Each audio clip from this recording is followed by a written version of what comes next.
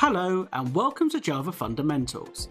My name is Matt Greencroft and I've been programming in a number of languages for about 20 years and Java in particular for the last 3 or 4. I've designed this course to be a comprehensive introduction to the key topics in Java.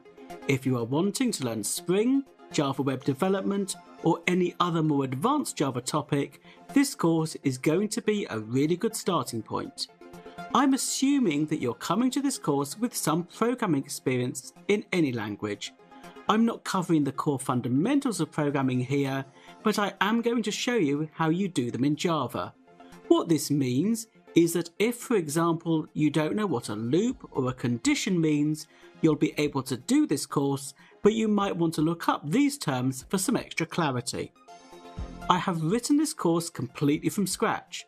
I worked really hard to ensure that what we cover is going to be the kind of code you would be writing on real-world production quality projects. In fact, throughout this course, we're going to be working on a real-world example application. I am not going to be talking about abstract concepts. All the examples will relate to the application we are going to be building. And you'll be able to reuse lots of the code that we write in your own applications. In this course, you won't be listening to hours of lectures, but instead you'll be writing with me lots of production quality code. Our style is based on virtual pair programming. You will be actively programming throughout the course, and in fact that's the best way to learn. I want you to imagine that I am sat next to you and you can look at my screen at any point, but you're following along and recreating everything I'm doing in your own development environment.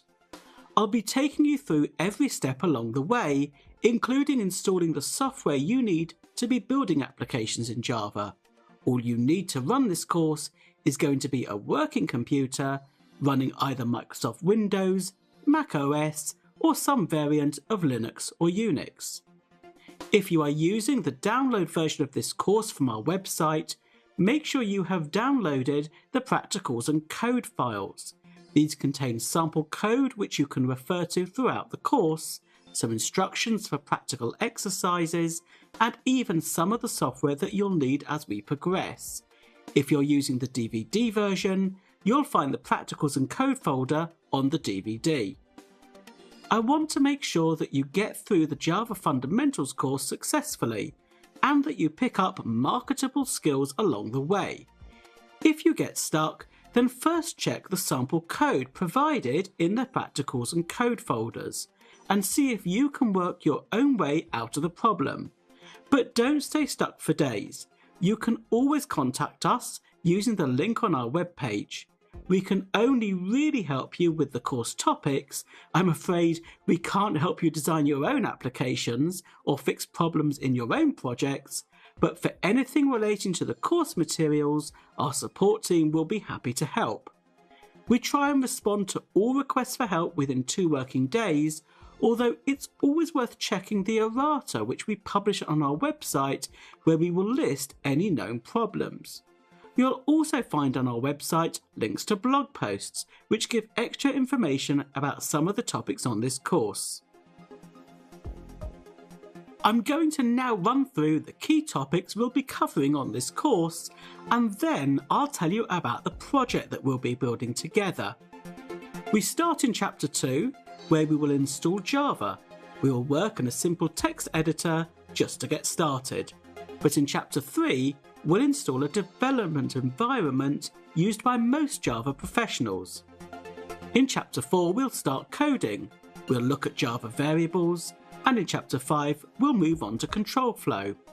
In 6, we'll look at how to compare strings, and by Chapter 7, we'll start to get more serious and we'll introduce object orientation. In Chapters 8 and 9, we'll start the foundations of our real-life project. Chapter 10 introduces arrays of objects.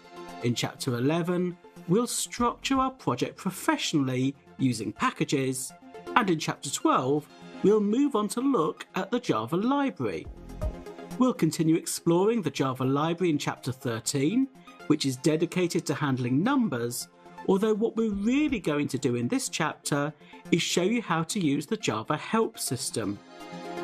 In Chapter 14, we look at how to handle garbage in Java. Chapter 15 covers inheritance, and we now start to get more advanced.